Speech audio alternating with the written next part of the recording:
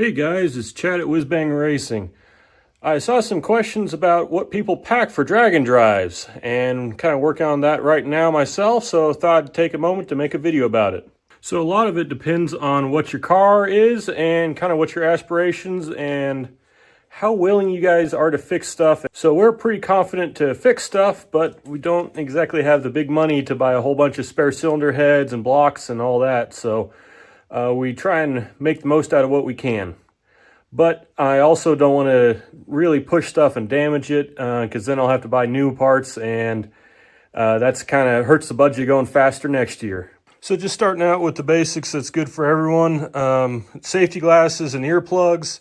I wear contacts, so I don't want to get stuff in my eyes. And even if your car is loud but you're comfortable with it, after 6 to 8 hours in the car, that can wear on you. And going with that is a cooler.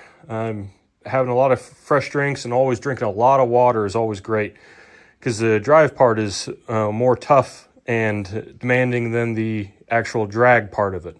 Having a large tire pressure gauge makes it easier to set tire pressures and will hopefully help your consistency. Having a small tire inflator makes it a lot easier to air your tires back up, and you don't have to worry about finding a gas station with an air compressor. I recommend having a first aid kit. Those sharp zip ties can really cut your hand sometimes. Also, having a fire extinguisher in the car is a good idea, especially if you've done your own wiring. Another thing that's really nice is an electric scooter or bicycle. It makes getting around the pit so much nicer, and if you have to run back to your pit spot to get parts while you're in line, staging, or anything, that really makes it worthwhile. Now we do have a trailer, and we do switch race tires. If you're driving on DOTs, that makes things a lot easier.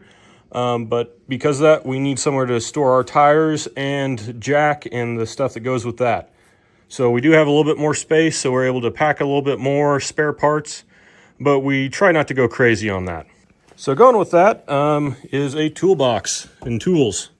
I have set this up, just getting a Milwaukee pack out and got some foam off of Amazon and just picked out a bunch of tools that I think we need.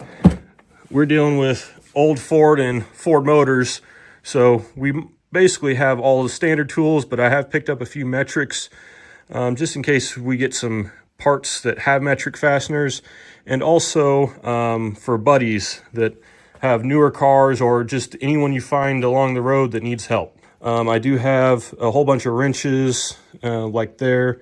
I also have a bunch of pliers and stuff like that. Probably too much, but we got the room and I can pick up the toolbox, so it's still okay.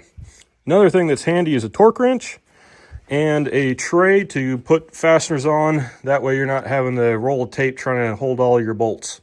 And lights are great, especially working in the dark, late nights or early mornings preparing. Another thing that's really handy is these foam mats, just like Harbor Freight, Walmart. They make working on gravel parking lots a whole lot nicer. So another thing to consider is how many consumables do you have in your car? So we run nitrous. So one thing is we want to be able to carry a couple bottles. We carry 2 bottles. Usually that's enough to get us by on these weekend Dragon Drives like the circuit. And on the longer ones, Holley and NOS is there to refill our bottles. So that is that consideration out. But also we go through a decent amount of spark plugs, switching back and forth between our race plugs and street plugs. We try to reuse them, but after a bit, they still get nasty. We carry a couple fuel jugs with us. One we carry spare 93 in, and then one we carry race gas in.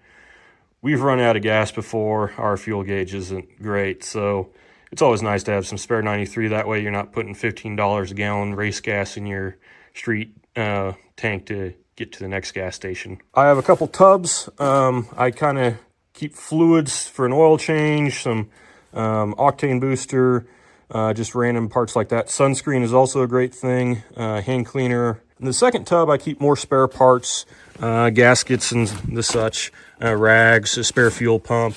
We'll have a spare carb with us this year, and just gaskets and all that, a spare rotor cap and spare coil. We've always had problems getting the intake to seal good, so we carry spare intake gaskets and header gaskets, and we're more than willing to change that if needed to, especially valve cover gaskets. Now the head gasket is one I just have. If I really have to replace a head gasket, I think we're going to be out. I don't want to hurt the car or hurt the engine like that. If we've damaged it once, we'll probably damage it again. But that we have it, so I'm taking it with us. Another thing is an electrical bag and just spare goodie bag, spark plugs, bolts, electrical fittings, nitrous jets, spare spark plug boots. We've lost a couple of those. So as I mentioned, we're gonna have race tires and street tires with us. And then we also carry a jack and jack stand with us. Small is nice. It is nice to not have to lug around a heavy jack.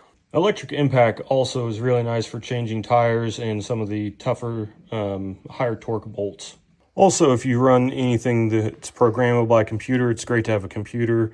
I run a digital 6AL2 box, so I carry that to adjust my launch and timing retard on the nitrous hits. I also carry a bag with me with all my fire suit, shoes, and helmet with me, and make sure I know everything's in one location.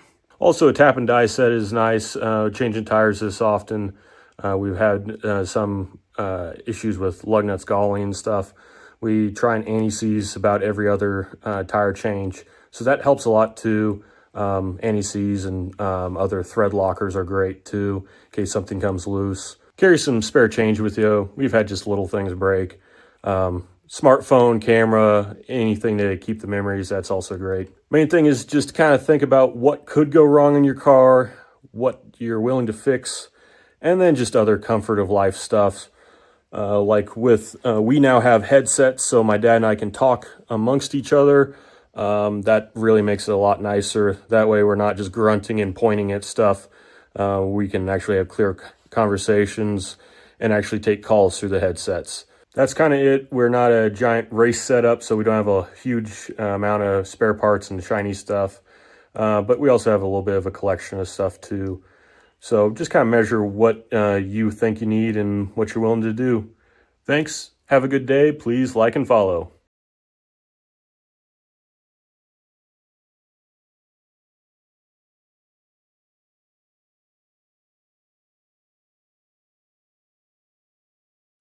Just like Walmart or Harbor Freight has some of these. And thank you, Light.